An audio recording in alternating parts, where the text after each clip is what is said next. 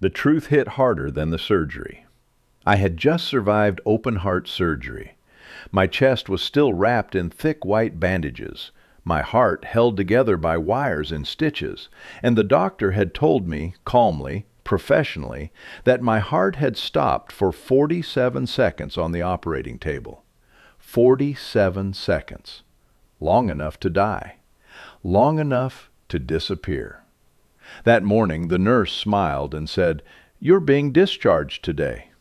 I nodded, grateful, weak but alive. I opened our family group chat and typed a simple message: "Who will pick me up from the hospital?" The reply came from my son within seconds. "Call a taxi. I'm watching TV." I stared at the screen, convinced I had misunderstood. Maybe pain medication was messing with my head. Maybe I was still foggy from anesthesia. Then my wife replied, "Stay in the hospital for another month. It's so nice without you." No follow-up, no joke emoji, no explanation, just that. I sat on the edge of the hospital bed, holding my phone with hands that had signed paychecks for 45 years, hands that had worked overtime, skipped vacations, and sacrificed dreams so my family could live comfortably. 47 seconds dead, and apparently completely disposable. The nurse noticed my face go pale and asked if I was having chest pain. I shook my head. This pain wasn't physical. It came from somewhere much deeper, somewhere no surgeon could reach. I left the hospital alone. The taxi ride home was quiet. Dallas traffic moved on like nothing had happened, like I hadn't just come back from the edge of existence. When I stepped into my house, I expected relief, familiar walls, safety, home. Instead, I walked into evidence. Empty pizza boxes on the table, game controllers scattered across the living room, loud laughter frozen in the air as if they'd been celebrating while I was fighting to breathe. My study space had been turned into storage. That was when something inside me went cold. Not angry, not emotional. Clear. I opened my safe that evening and took out my will. The document I had written with love, trust, and blind loyalty. The paper that assumed gratitude where none existed. I read it slowly. Everything to my wife. Everything to my son. I laughed, quietly. That night, while they slept comfortably under the roof I paid for, I made a decision that would end their certainty forever. I didn't raise my voice. I didn't argue. I didn't beg. I made calls. I signed papers. And by the time the evening news aired the next day, my family realized something far too late. The man they ignored after heart surgery was no longer the man funding their lives. Their 67 calls that night went unanswered. What I did next didn't just change my future, it erased theirs. I didn't become a disposable man overnight. That kind of erasure takes decades of quiet sacrifice. I was 23 when Susan and I got married. I worked at a manufacturing plant just outside Arlington, 12-hour shifts, 6 days a week. It wasn't glamorous, but it paid the bills. When Scott was born 2 years later, I promised myself one thing. My son would never worry about money the way I had growing up. Promises are expensive. In 1982, I sold the motorcycle I had saved for 2 years to buy. $3,000. Freedom on 2 wheels. Susan said we needed the money for baby furniture. A crib mattered more than a dream, she told me. I agreed without arguing. That was the first time I learned how easily my wants could be erased. By the time Scott started school, I was working overtime whenever it was offered. Holiday shifts, weekend shifts, night shifts. I missed birthdays, school plays, and anniversaries. Susan said she understood. Scott said nothing. Kids rarely notice who pays the price. In 1995, I had saved enough for a real vacation. Paris, springtime.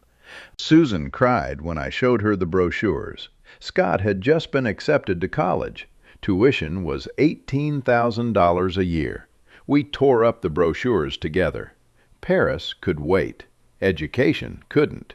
4 years of tuition, 2 used cars, 1 apartment deposit, thousands in monthly support checks. I never kept a running total. I didn't want to resent them. When Scott graduated, I thought the sacrifice phase was over. I was wrong. He moved back home temporarily. That temporary turned into years. Rent-free, grocery-free, responsibility-free. When he wanted to start a graphic design business, I co-signed the loan. $75,000. He promised it would be paid back within 6 months. The business failed in 4. I worked 3 more years to pay off that debt. Susan said we were being supportive parents. Scott said thank you once. Maybe. By the time I turned 60, my entire identity had been reduced to one function provider: fixer, financial safety net. My chest pains started around then. Tightness, dizziness, a metallic taste in my mouth. Susan said I was being dramatic. Scott said doctors were expensive. I listened to both of them. In November, the cardiologist told me the truth. My arteries were nearly closed.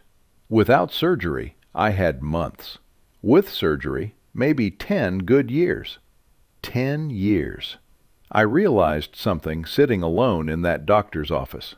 I had spent 4 decades building a life for other people, and not one of them knew how close I was to dying.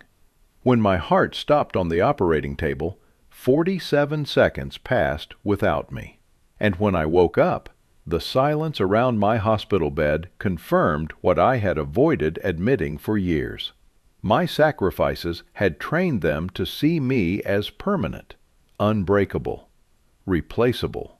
That morning at the hospital, when my son chose television over picking me up, and my wife preferred the house without me, the illusion finally shattered. They didn't betray me in a moment of cruelty. They revealed who they had become because of my endless giving. And for the first time in 45 years, I stopped asking how to protect them. I started asking how to protect myself. The decay didn't start with cruelty. It started with indifference. At first, it was small things, forgettable things. Susan stopped asking how my day went. Scott stopped looking up from his phone when I walked into the room. Conversations became transactional. What's for dinner? Did the internet bill get paid? Can you transfer some money? I told myself this was normal. Families drift. People get busy. Love doesn't always announce itself. But my body was changing, and no one seemed to notice. I would come home exhausted, my chest tight, my shirt damp with sweat, even in winter. Susan would be watching television, legs tucked under a blanket, remote in hand. "You look rough," she'd say without turning her head. "Long day," I'd answer. That was the end of it.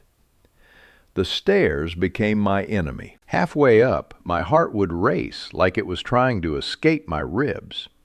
I'd pause, gripping the railing, pretending to check my phone so no one would see. Scott once walked past me, headphones on, stepping around me like furniture. "You good, Dad?" he asked, already moving. "Yeah," I lied. Lying became easier than explaining. When I mentioned seeing a doctor, Susan sighed. "Doctors always find something wrong. Just rest more." Scott laughed. "Those tests cost money. You're probably just out of shape." Out of shape. I had worked my entire life with my hands. By the time the chest pain turned sharp, I had learned to stay quiet. Complaints felt selfish. I had trained them that way. I had trained myself. Then came the tone changes. Scott stopped asking. He started telling. I need money for rent. I need help with a loan. I need you to co-sign. Susan stopped discussing. She decided, well, handle it later. Don't make a big deal out of this. You worry too much. On my 67th birthday, no one cooked dinner. Scott ordered takeout for himself. Susan forgot the cake. She remembered the next morning and shrugged. Well, celebrate later. Later never came. The worst part wasn't the neglect. It was the entitlement. They spoke as if my presence was a convenience, not a contribution. As if my income was a natural resource, not the result of decades of labor. As if my health was guaranteed, because it always had been. When the cardiologist finally looked me in the eye and said, "You should have come in years ago," I didn't argue. I thought about all the times I'd minimized my pain so they wouldn't be inconvenienced. All the times I'd chosen silence over conflict. All the times I'd believed love meant endurance. The night before my surgery, Susan reminded Scott to water the plants. She didn't ask how I felt. Scott asked where the spare charger was. He didn't say, "Good luck." I lay awake in that hospital bed, listening to machines breathe for me, and realized something terrifying. If I didn't survive the surgery, they would adjust. If I did survive, they would expect me to continue. That was the moment the decay became impossible to ignore. Not because they hated me, but because they no longer saw me at all. The breaking point didn't come with shouting. It came with a text message. I had been in the hospital for 14 days.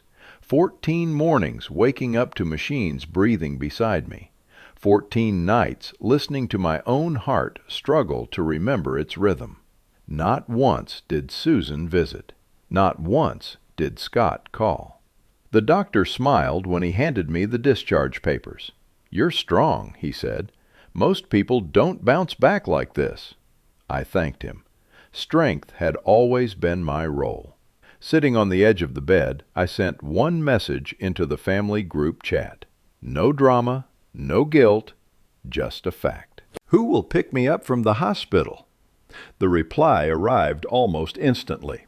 "Call a taxi. I'm watching TV." No apology, no explanation, just that. I waited.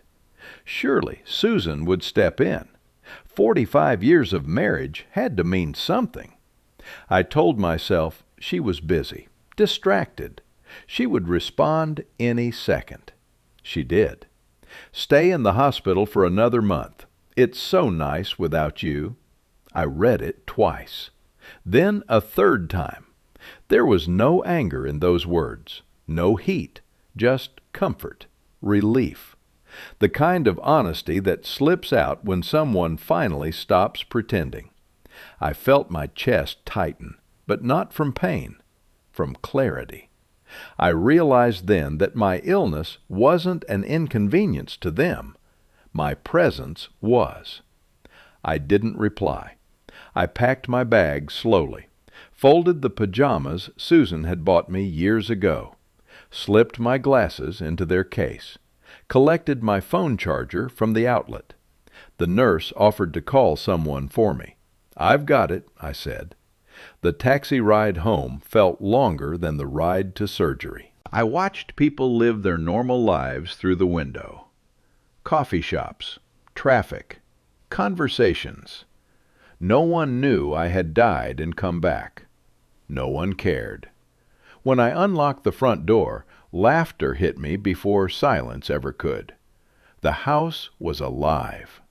Not worried, not quiet, alive. Empty bottles on the counter, takeout bags in the trash, Scott's gaming console glowing in the living room. Susan's shoes kicked off by the door like she had nothing to prove. They hadn't just ignored my recovery, they had enjoyed my absence. I walked through each room slowly, not angry, observing, measuring. My study was no longer mine.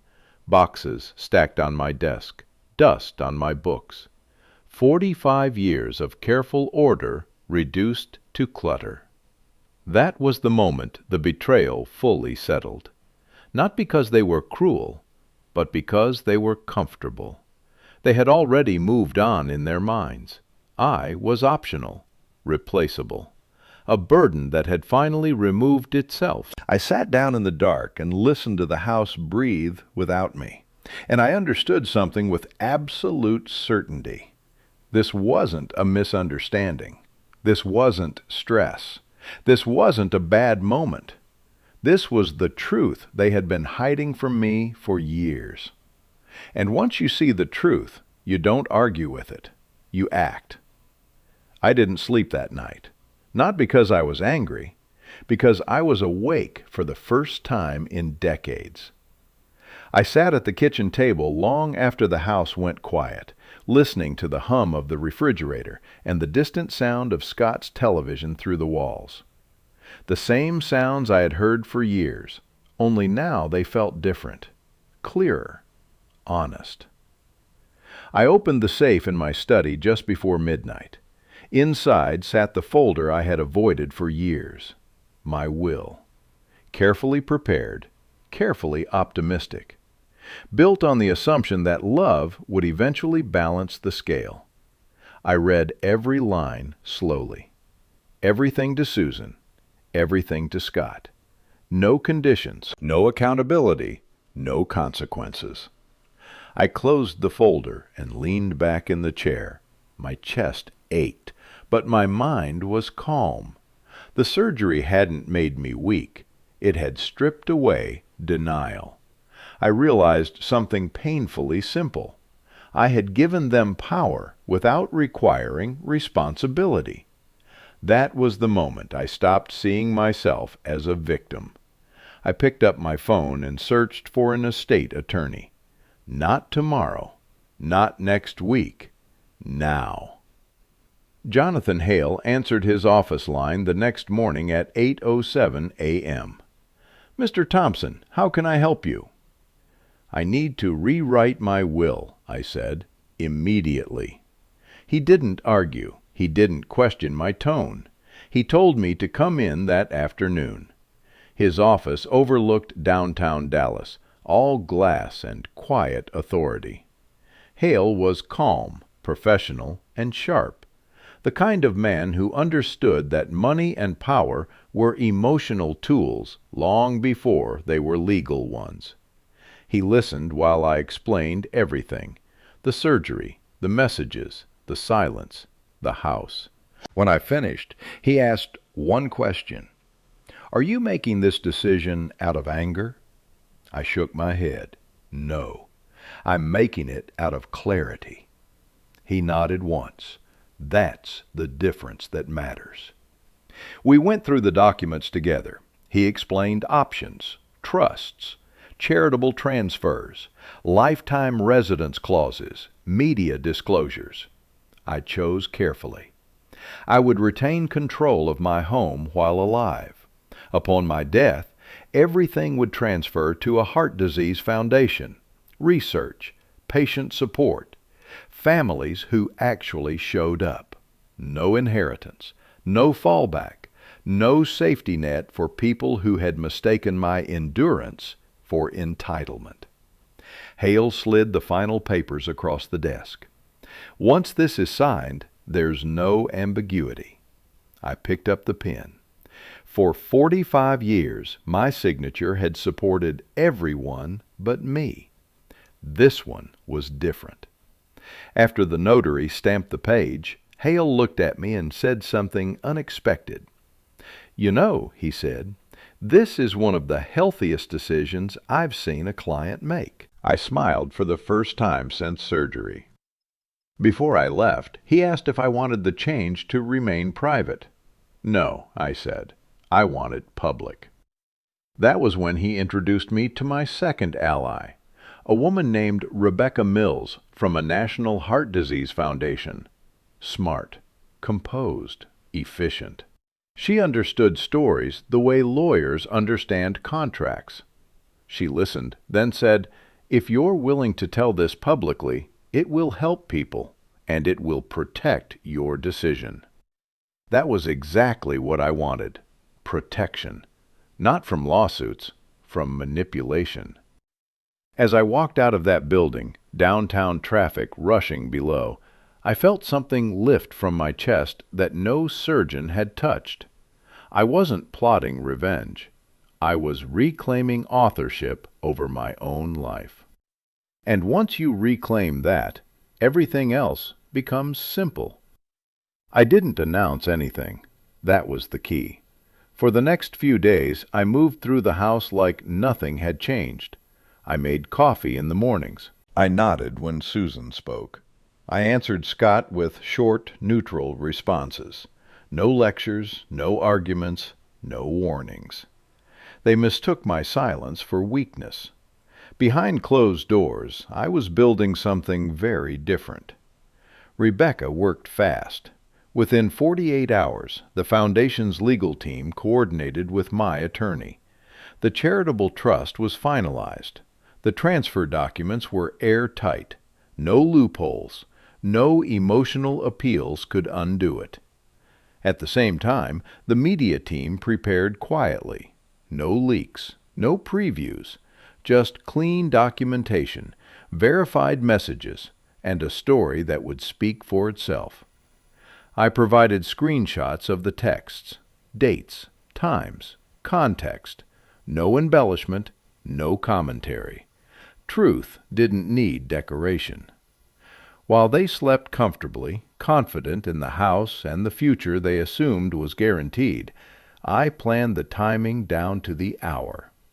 The broadcast would air at 6 in the evening, prime time, local news. Enough reach to make it unavoidable. I imagined Susan on the couch, flipping channels, Scott half-watching between games, their routine uninterrupted, until it wasn't. I watched them closely during those days. Their behavior confirmed everything. Susan ordered groceries like money had no end. Scott bought new electronics. They laughed. They complained about minor inconveniences. They planned.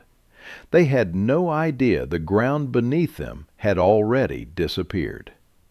On the morning of the broadcast, I left the house early, dressed neatly, calmly. No drama. I didn't say where I was going.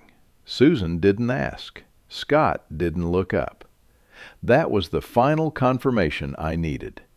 I sat in the studio chair that afternoon, lights warming my face, microphone clipped to my jacket. The producer gave me a nod. "Whenever you're ready." I didn't feel nervous. I felt precise. Back home, they would hear my voice for the first time since the hospital. Not asking, not apologizing, explaining. I understood something then. The most effective traps don't snap loudly. They close gently. And by the time you realize you're inside one, there's nothing left to grab. They were never more confident than in the days before everything collapsed. Susan settled into a routine that looked suspiciously like celebration. She invited friends over, laughed louder than usual, spoke about how peaceful the house felt lately. When I passed through the living room, she barely looked up. "Feels nice to have things calm again," she said one afternoon, scrolling through her phone. "No hospitals, no drama." Scott was even worse. He upgraded his gaming setup, new monitor, new headset, expensive controller, all charged without hesitation. When I walked past his room, I could hear laughter through his headphones, his voice confident and careless.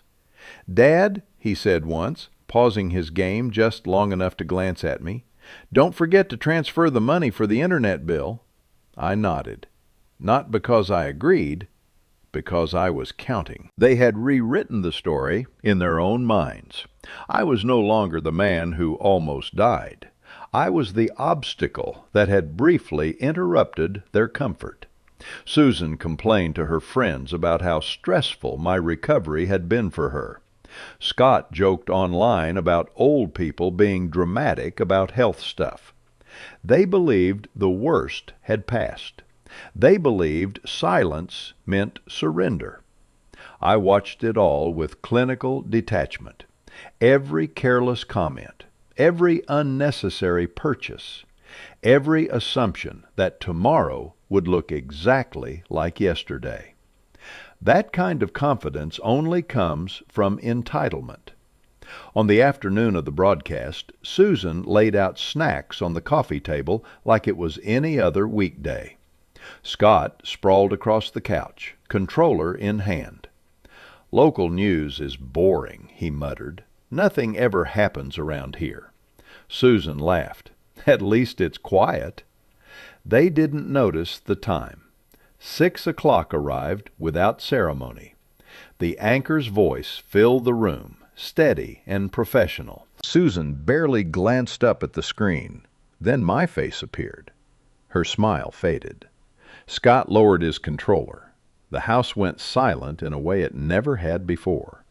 They leaned forward slowly, like people approaching something dangerous they didn't yet understand.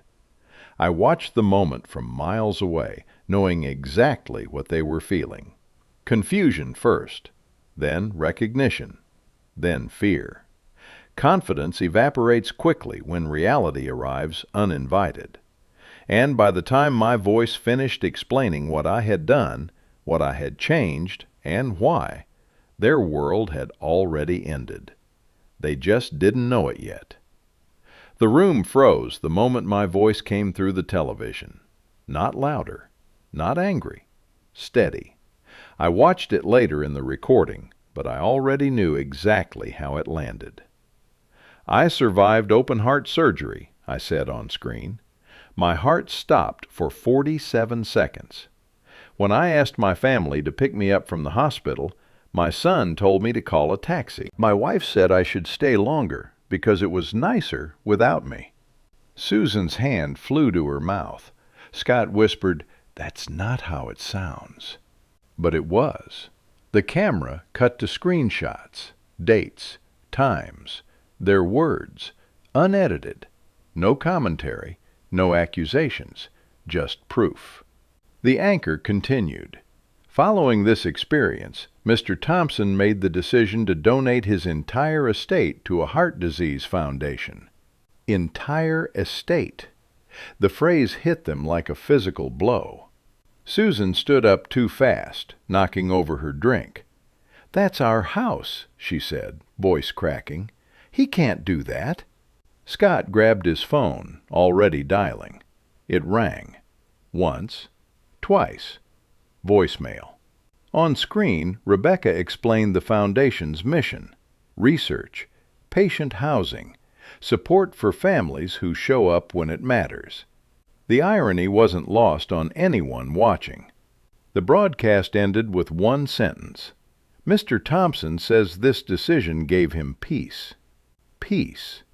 That was when the panic began. Scott called again, and again. Susan followed, her voice rising with each attempt. Messages poured in, apologies formed too quickly to be sincere, promises made with no substance behind them. By the time the news cut to weather, they had already called me 30 times. I didn't answer. The silence they had given me for 2 weeks returned to them in full. Outside, neighbors were watching. Phones buzzing, social media lighting up. The story spread faster than I expected. By nightfall, it wasn't just local news anymore. It was public. And once something becomes public, it can't be taken back. The hammer didn't fall with a crash. It fell with clarity. By midnight, my phone had stopped vibrating. Not because they had given up, because they had exhausted themselves. 67 missed calls, dozens of messages, voicemails that shifted from anger to panic to pleading. I listened to none of them. The next morning, I returned home early. I wanted to see their faces when certainty finally collapsed. Susan was sitting on the couch, eyes swollen, mascara smeared. Scott paced the room like a trapped animal, phone clutched in his hand. They froze when I walked in. "Buford," Susan said first, standing too quickly. "We need to talk." Scott stepped forward, trying anger. "You embarrassed us. You had no right to go public." I set my keys down calmly. "You had no problem being public when you told me it was nicer without me." Silence. Susan switched tactics. Tears. "We didn't mean it like that. You know how stressful things were." "Stressful," I repeated. "I was dead for 47 seconds." Scott tried bargaining. "We can fix this." "Well, change. You'll get a job. Mom will help more." "You already had decades to change," I said. "You chose comfort instead." Susan reached for my arm. I stepped back. "I'm not here to argue," I continued. "I'm here to inform you." I handed them printed documents, legal copies, clear language. "The house will be transferred next month. You have 24 hours to pack and leave." Scott's face drained of color. "You can't do this. I'm your son." "And I was your father," I replied, "until you treated me like an inconvenience." Susan sank into a chair. "Where will we go?" "That," I said evenly, "is no longer my responsibility." They tried everything after that. Blame, denial, guilt, threats. None of it worked. At exactly 24 hours later, boxes lined the hallway, their lives reduced to what fit in 2 cars. Scott slammed the trunk shut, furious and terrified. Susan stood by the door, looking at the house like it might change its mind. It didn't. When they drove away, the silence that followed wasn't lonely. It was clean. For the first time in 45 years, my home belonged to someone who respected it. Me. The house felt different after they left. Not empty. Honest. For the first few days, I noticed the silence most. No television blaring. No doors slamming. No constant low hum of expectation. I slept better than I had in years. My heart felt lighter, not just medically, but emotionally. I took my medication on schedule. I walked every morning, slowly at first, then farther each day. The cardiologist was pleased. She told me recovery depended as much on stress as it did on surgery. I told her I had eliminated the biggest source of stress in my life. With the house finally mine, I did something radical. I planned. Not for anyone else, for myself. I traveled for the first time without guilt. National parks, quiet towns, long roads with no destination except curiosity. I met people who didn't need anything from me. People who listened, laughed, and walked beside me instead of leaning on me. The foundation kept me busy too. I spoke with families waiting outside operating rooms, people terrified of losing someone they loved. I told them the truth. Life is fragile. Gratitude is not guaranteed. Respect must be mutual. Helping them felt better than funding indifference ever had. I heard things about Susan and Scott through neighbors, jobs they didn't like, apartments they couldn't afford comfortably, conversations they wished they could redo. Regret arrived late for them. It arrived right on time for me. One afternoon, sitting on my porch with a cup of coffee, I realized something quietly profound. I wasn't angry anymore. I wasn't bitter. I was free. My legacy would not be a house passed to people who resented my presence. It would be lives helped, families supported. A reminder that love without boundaries teaches people to cross them. I almost died so I could finally live. And I have no intention of wasting that second chance.